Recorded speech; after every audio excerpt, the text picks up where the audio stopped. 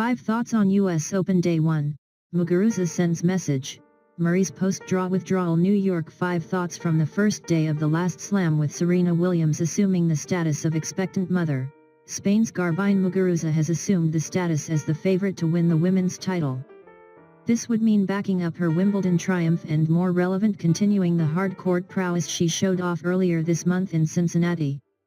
Muguruza has 4 career titles and 2 of them are slams, the encapsulation of an up-and-down career. Sometimes she's Mugu-ruthless. Other times Mugu-rueful. At the US Open, she's never been past the second round. On Monday, she kicked off the tournament with a dazzling performance, beating Varvara Lepchenko, the American veteran, 6-0, 6-3 in roughly the time it takes to read this item. Intentional or not, Muguruza fired off a message to the field today. On days like this, it's scarcely possible to keep up with the onslaught of results. I write this before Venus has finished, but after Isner has won. But just seeing the names and country codes flit across various screens, you're reminded of the richness of the sport. One player recovered from a diabetic coma and qualified, despite playing number 5 singles on his college team. Another is the daughter of a former NFL player suffering from CTE. A third lacked indoor plumbing.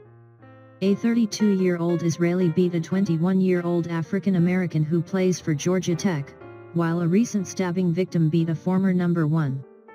One of the great cardinal rules of journalism: everyone comes from somewhere, everyone has a story to tell. No more so than in this sport. There remains much chatter about Andy Murray's post-draw withdrawal, his Saturday decision to exit the event, a day after the pairings were official.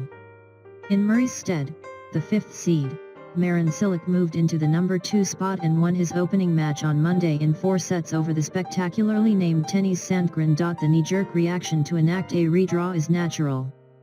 Why not place the top 2 remaining players on opposite halves?